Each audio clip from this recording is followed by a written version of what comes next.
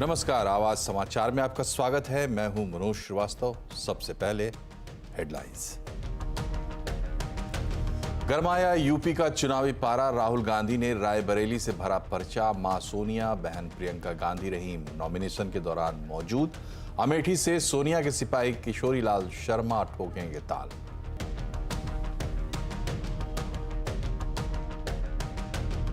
सारे चेले चपाटे कह रहे थे अमेठी आएंगे, अमेठी आएंगे, लेकिन अमेठी से भी इतना डर गए, इतने डर गए, वहां से भागकर अब रायबरेली में खोज रहे हैं रास्ता। राहुल गांधी के रायबरेली से नामांकन पर पीएम मोदी का तंज। कहा, अमेठी से रायबरेली भागे राहुल, वायनाड भी हारेंगे। शाह बोले, राहुल की 21वीं लॉन्चिंग भी होगी फेल।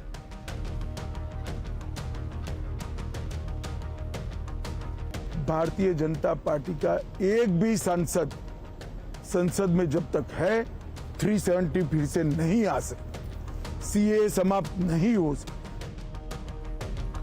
धारा 370 और सीए पर अमित शाह का खुला चैलेंज। नेटवर्क 18 के साथ एक्सक्लूसिव इंटरव्यू में बोले, जब तक भाजपा का एक भी सांसद बाकी, इनमें बदलाव करना संभव नहीं।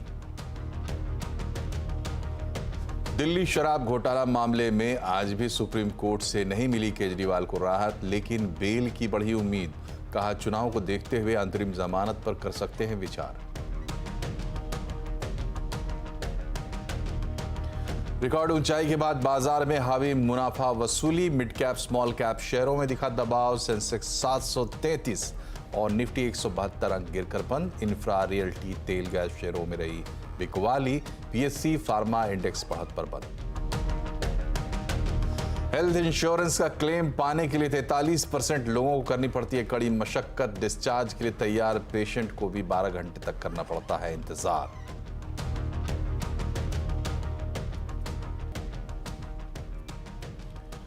उत्तर प्रदेश की 2 हाई प्रोफाइल सीटें अमेठी और रायबरेली में कांग्रेस के उम्मीदवार को लेकर सस्पेंस खत्म हो गया है। राहुल गांधी रायबरेली से, केएल शर्मा अमेठी से चुनाव लड़ेंगे। राहुल गांधी ने आज रायबरेली से नामांकन दाखिल कर दिया है। वो केरल की वायनाड सीट से भी चुनाव लड़ रहे हैं। नामांकन के दौरान राहुल के साथ सोनिया गांधी, प्रियंका गांधी वाड्रा और कांग्रेस अध्यक्ष मल्लिकार्जुन खड़गे भी मौजूद थे। रायबरेली में अब राहुल गांधी का मुकाबला बीजेपी के दिनेश प्रताप सिंह से होगा। रायबरेली को गांधी परिवार के लिए सेफ सीट माना जाता है। 1980 से रायबरेली से गांधी परिवार नहीं हारा है। सोनिया गांधी के लोकसभा चुनाव नहीं लड़ने की वजह से इस बार रायबरेली सीट खाली हो गई थी। राहुल गांधी 2019 में अमेठी से बीजेपी की स्मृति ईरानी से चुनाव हार गए थे। पुणे में राहुल गांधी ने कहा कि मोदी सरकार देश के संविधान को बदलना चाहती है। और पश्चिम बंगाल के वर्धमान में प्रधानमंत्री नरेंद्र मोदी ने राहुल गांधी पर बड़ा हमला किया। उन्होंने कहा कि राहुल गांधी अमेठी से लड़ने से डर गए और भागकर रायबरेली पहुंच गए। पीएम मोदी ने कहा कि राहुल वायनाड से भी हारेंगे। मैंने पहले ही बता दिया था कि शाहजादे वायनाड में हारने वाले हैं, और हार के डर से जैसे ही वायनाड में मतदान समाप्त होगा, वो दूसरी सीट खोजने लग जाएंगे। और अब दूसरी सीट पर भी उनके सारे चेले चपाटे कह रहे थे अमेठी आएंगे, अमेठी आएंगे, लेकिन अमेठी से भी इतना डर गए, इतने डर गए, वहां से भागकर अब रायबरेली में खोज रहे हैं रास्ता। ये लोग घूम कर सबको कहते हैं डरो मत। मैं भी आज उन्हें कहता हूं, और बड़े जी भर के कहता हूं, अरे डरो मत, भागो मत। और इधर पुणे में राहुल गांधी ने प्रधानमंत्री नरेंद्र मोदी पर आरोप लगाया कि ये लोग संविधान बदलना चाहते हैं। कॉन्स्टिट्यूशन को, संविधान को, लोकतंत्र को बचाने में लगी है। दूसरी तरफ नरेंद्र मोदी जी आरएसएस इस किताब को खत्म करना चाहते हैं। जो ये अंबेडकर जी की देन है, जिसमें फूले जी की सोच है, महात्मा गांधी जी, जवाहरलाल नेहरू जी, जिन्होंने मिलकर हिंदुस्तान की जनता के साथ सालों लड़ाई कर कर ये इस देश को दिया, इसको नरेंद्र मोदी बीजेपी बदलना चाहते हैं, खत्म करना चाहते हैं। अमेठी से बीजेपी उम्मीदवार स्मृति ईरानी ने भी राहुल गांधी पर निशाना साधा है। स्मृति ईरानी ने कहा कि अमेठी से गांधी परिवार का नहीं लड़ना बताता है कि कांग्रेस मतदान से पहले ही अमेठी से हार मान चुकी है। मेहमानों का स्वागत है। हम लोग अतिथियों के स्वागत में कोई कसर छोड़ेंगे नहीं। इतना ही कह दूं कि अमेठी से गांधी परिवार का ना लड़ना इस बात का संकेत है कि कांग्रेस पार्टी चुनाव में एक वोट पड़ने से पहले ही अमेठी से अपना हार स्वीकार कर चुकी है, क्योंकि अगर उन्हें लगता कि यहाँ जीत की कोई भी गुंजाइश है तो वो यहाँ से लड़ते, अपने प्रॉक्सी को ना लड़ाते। रायबरेली से बीजेपी के उम्मीदवार दिनेश प्रताप सिंह ने भी नामांकन दाखिल कर दिया है। नामांकन से पहले उन्होंने रोड शो किया और राहुल गांधी पर जमकर निशाना साधा। अब राहुल गांधी को इस बात का जवाब देना चाहिए, अगर रायबरेली ही आना था तो उन्होंने वायनाड का बक्सा भरने के बाद क्यों रायबरेली आए? क्या ये साजिश नहीं है? क्या एक बार रायबरेली के लोगों को फिर धोखा देने की तैयारी है? और अगर रायबरेली के लोगों को धोखा देने की तैयारी है तो रायबरेली वासी बड़े समझदार हो गए हैं। अब धोखा देने वालों को उनके चंगुल में आने वाले नहीं हैं। राहुल गांधी जी को यहाँ से हार का सामना करना पड़ेगा एक बार फिर से, और रायबरेली जनपद में कमल खिलेगा। अमेठी में कांग्रेस उम्मीदवार केएल शर्मा ने नामांकन दाखिल किया। उनके नामांकन में कांग्रेस महासचिव प्रियंका गांधी वाड्रा शामिल हुई। नामांकन से पहले उन्होंने रोड शो किया। प्रियंका ने कहा कि कांग्रेस अमेठी में सच्चाई और सेवा की राजनीति वापस लाना चाहती है। अमेठी से कांग्रेस उम्मीदवार की जीत जरूर होगी।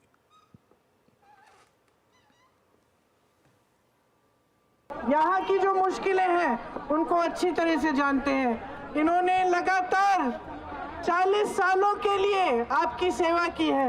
मैंने खुद आंखों से देखा, मैं खुद यहाँ पे आपके साथ मैंने खुद काम किया, और इस चुनाव में भी मैं इनके साथ कंधे से कंधा लगाकर चुनाव लड़वाएंगे। और आपसे ये उम्मीद रखती हूँ, मैं आपसे ये उम्मीद रखती हूँ कि आप भी हमारे साथ कंधे से कंधा लगाकर इस चुनाव को लड़वाएंगे और किशोरी जी को जिताएंगे।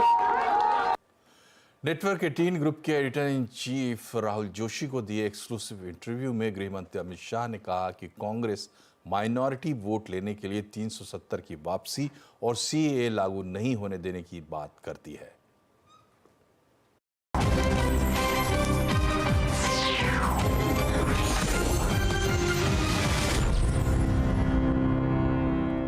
आपके पिछले कार्यकाल में आप लोगों ने काफी बड़े काम किए। आपने आर्टिकल 370 को रद्द किया, आपने सीएए को इम्प्लीमेंट किया, क्रिमिनल प्रोसीजर लॉ लाए, आपने तमाम इस तरह के बड़े काम किए। पर अगर आज आप ऑपोजिशन को देखें तो काफी ऑपोजिशन वाले कहते हैं कि जो है ये जो 370 को जो है वो वापस लाएंगे, कहते हैं सीएए हम इम्प्लीमेंट नहीं होने देंगे। और सारे बड़े नेता ममता बनर्जी, चिदम्बरम जी, ये सब इस तरह की बातें करते हैं। तो इसको आप कैसे देखते हैं, क्या कहना चाहिए? देखिए, इनके माइनॉरिटी के वोट प्राप्त करने का टोटका है। उनको न सत्ता में आना है, न 370 को वापिस आना है, न उनको सत्ता में आना है, न सीएए रद्द होना है। उनको भी मालूम है, मगर वो माइनॉरिटी अपीसमेंट कर कर माइनॉरिटी के वोट अंकित करना चाहते हैं। एकमात्र कारण से झूठ फैला रहे हैं। मैं इस इंटरव्यू में देश की जनता को आपके माध्यम से बताना चाहता हूं, राहुल जी, भारतीय जनता पार्टी का एक भी सांसद संसद में जब तक है 370 फिर से नहीं आ सकता, सीएए समाप्त नहीं हो सकता। अब ये इतिहास का हिस्सा बन चुका है 370, और सीएए वास्तविकता बन चुका है।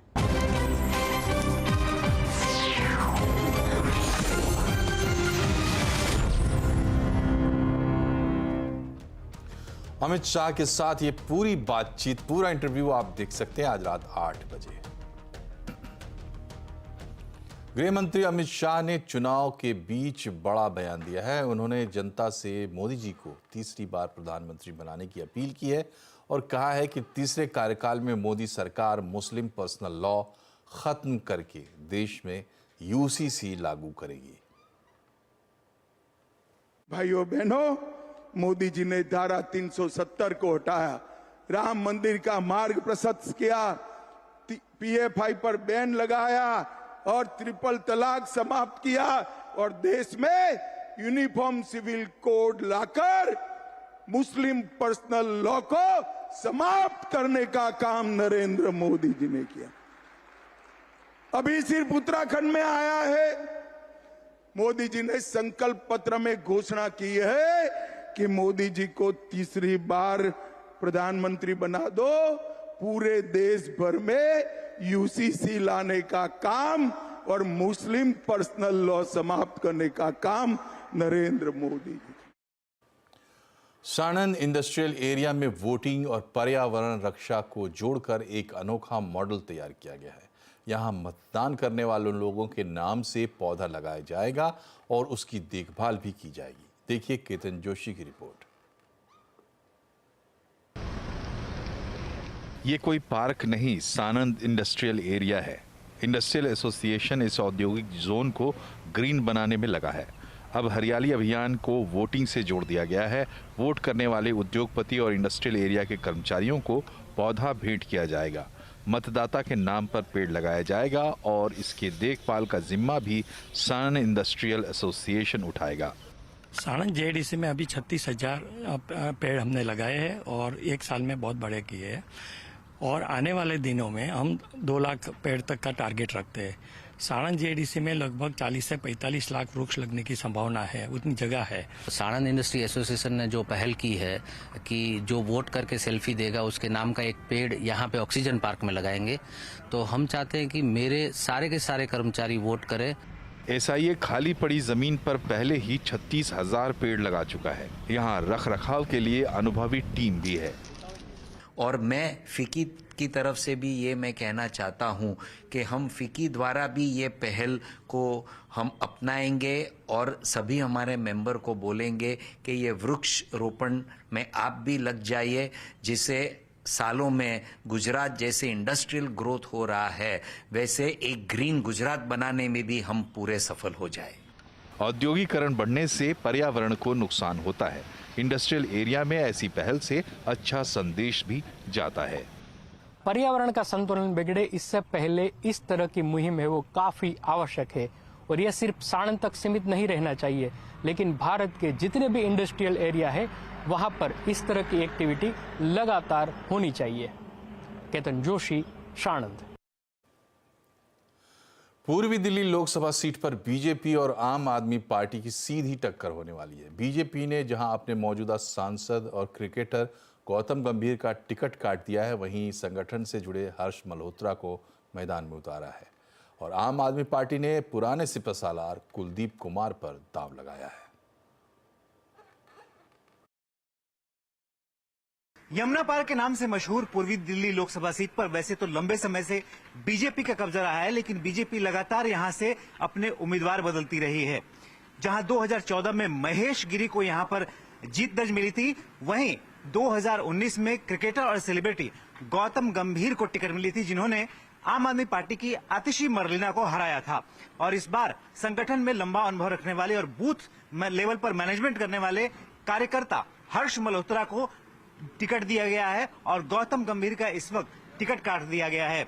हर्ष मल्होत्रा जी की सीधी टक्कर यहां पर आम आदमी पार्टी के विधायक कुलदीप कुमार से होने वाली है। डोर टू डोर चुनाव प्रचार में भरोसा रखने वाले हर्ष मल्होत्रा पहुंच गए हैं एक पार्क में मॉर्निंग वॉकर्स के पास। दिल्ली में महापौर रह चुके मल्होत्रा का कहना है कि यमुना पार इलाके में एम्स जैसा एक बड़ा अस्पताल खोलना, यमुना नदी की गंदगी साफ करना और झुग्गी वालों के लिए फ्लैट उनकी प्राथमिकताओं में शामिल है। जैसे ही मोदी जी की सरकार फॉर्मेशन में आती है, आते ही हम दिलशाद कॉलोनी में कलंदर कॉलोनी और उसके साथ की दीपक विहार, और दिलशाद विहार करके 3 झुग्गी बस्ती हैं, वहाँ पर 4000 फ्लैट बनाने की योजना में हम काम करेंगे और उसको as early as possible start करके कंप्लीट भी करेंगे, तो यमुना जी को स्वच्छ कर सके, निर्मल कर सके, ताकि हम अपने त्योहारों पर यमुना जी का आचमन करके अपना धार्मिक लाभ भी ले सके। ये मेरे मन की बात है, मेरी कोशिश है कि मैं इस काम को पूरा कर पाऊँ।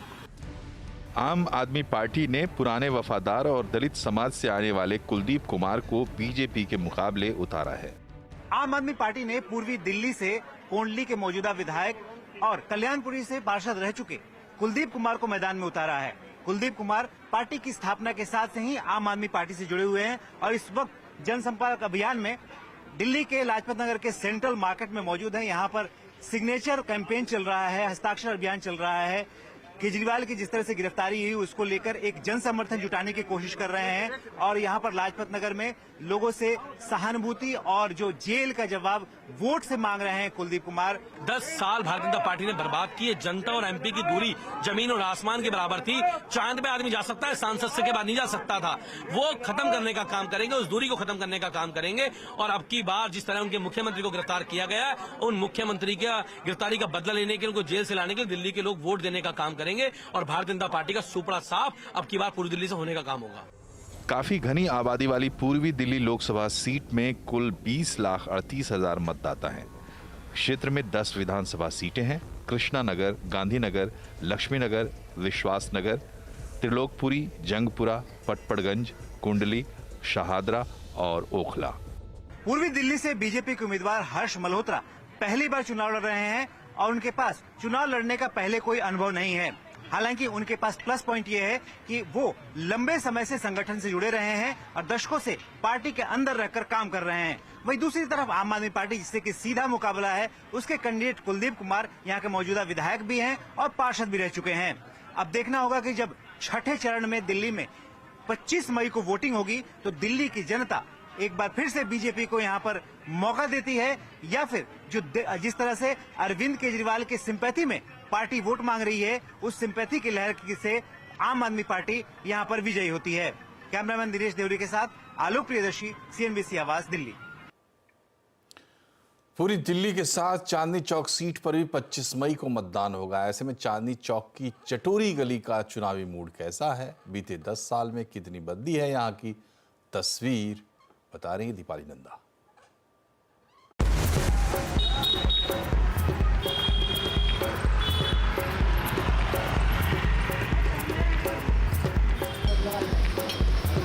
यहाँ के दही भल्ले बहुत मशहूर हैं। दही भल्ले तो बहुत जगह मिलते हैं लेकिन इनकी कुछ खास है, सॉफ्ट हैं।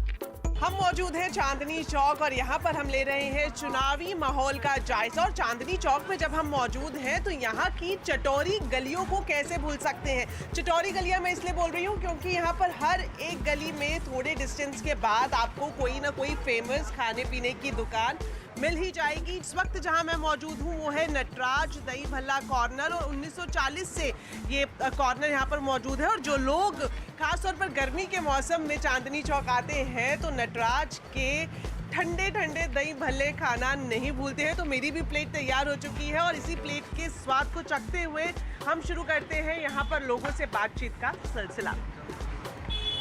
बहुत बारी खाया, बहुत बढ़िया है।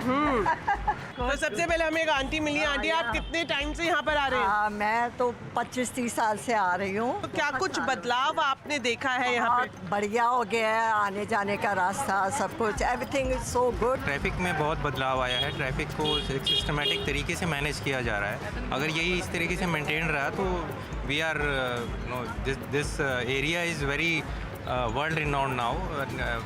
जो भी टूरिस्ट आते हैं वो यहाँ ज़रूर आते हैं।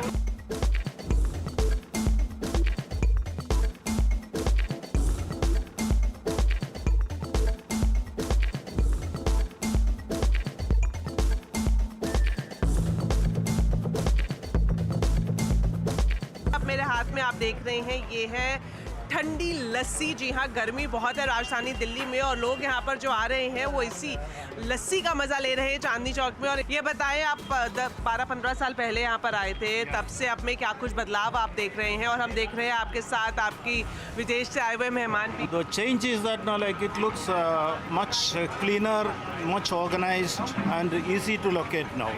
So that is, I think, the major change which we have witnessed. I'm from Finland. So you've been to Chandni Chowk before, or is this your first visit? What you have seen here? So very different from Finland, but I feel it's very interesting. जमा मस्जिद यहाँ तक आने के लिए भी कितना 10 minute भी नहीं लगा। पहले ऐसे होता था कि बस अब ढूंढते रहो कि गली कहाँ गई।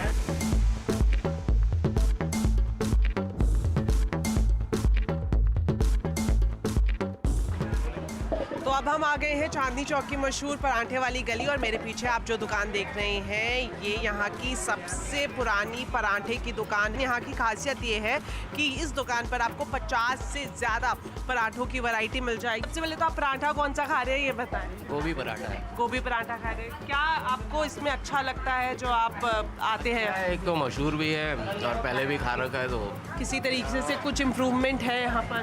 हाँ तो है, क्योंकि ये जो जितना भी रिनोवेशन वगैरह हुआ है, डेवलपमेंट जो भी कुछ हुआ है थोड़ा बहुत अच्छा हुआ है। किस तरह का बदलाव? रोड पे चलने के लिए जगह है, अब एक सिस्टम है, पहले कुछ नहीं था ऐसा।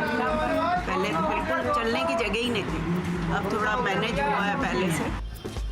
तो चांदनी चौक की चटोरी गलियों में हमने चुनावी मूड माहौल का जायजा लिया। यहाँ 25 तारीख को चुनाव होंगे तो देखना दिलचस्प होगा कि इस बार जीत का सेहरा किसके सर बनता है।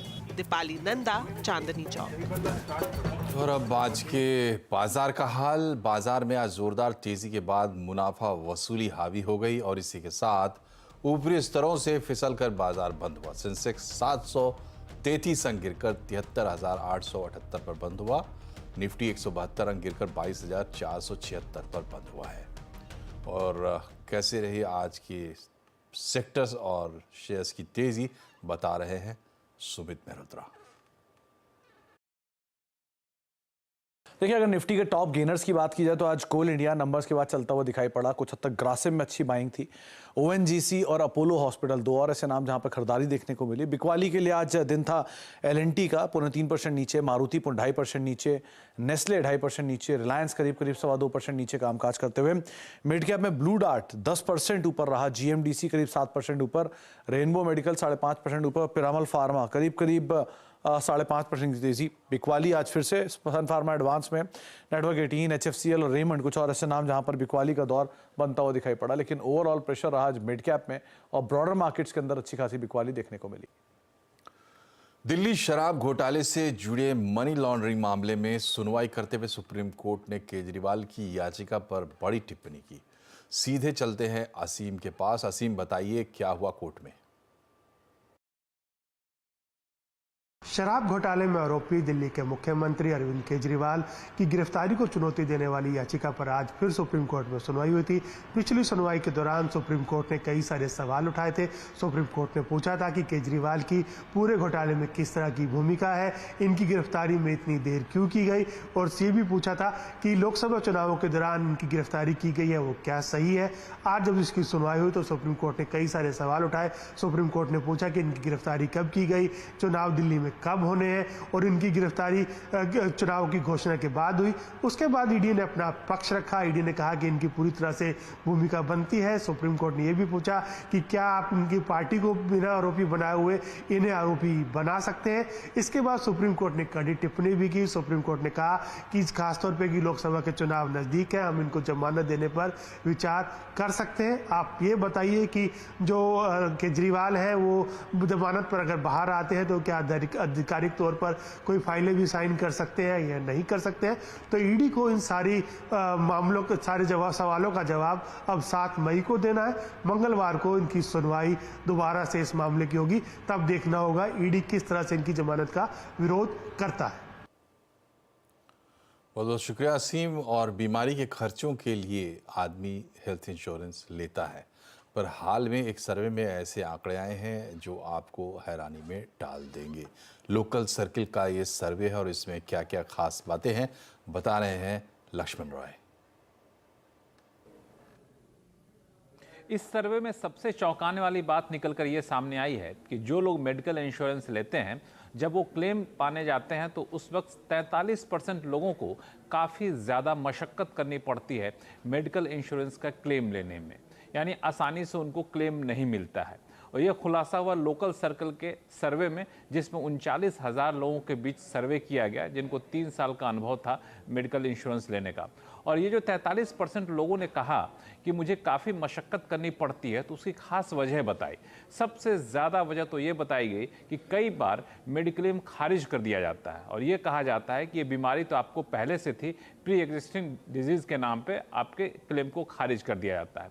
फिर भी काफ़ी जोड़ करके अगर आप क्लेम लेने भी जाते हैं तो जितना क्लेम बनता है, जितने का हॉस्पिटल का बिल होता है, उतना आपको क्लेम नहीं दिया जाता। पार्शियल क्लेम दिया जाता है, यानी पूरी रकम में से कुछ हद तक कटौती कर ली जाती है और बाकी का पैसा दे दिया जाता है।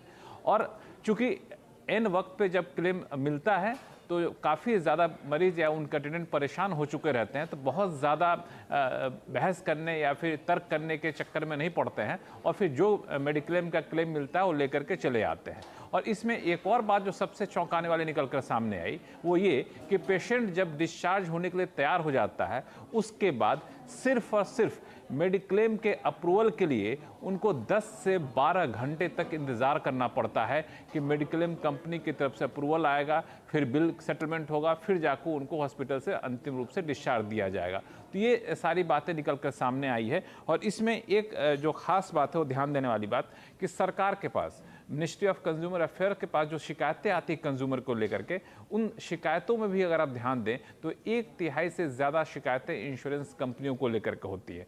तो इस सर्वे से एक बात साफ है कि मेडिकल इंश्योरेंस को लेकर के सरकार को या फिर रेगुलेटर जो IRDA है उनको थोड़ी सी ज़्यादा सख्ती करनी चाहिए और पारदर्शिता के लिए पहल करनी चाहिए। इसी के साथ बुलेटिन में फिलहाल इतना ही, हमें इजाज़त दीजिए। लेकिन जाते जाते आपको बता दें कि 8 बजे अमित शाह का पूरा इंटरव्यू, चुनाव के बीच मेगा इंटरव्यू और साबरमती के तट से सबसे बड़ा इंटरव्यू देखना मत भूलें, रात 8 बजे। नमस्कार।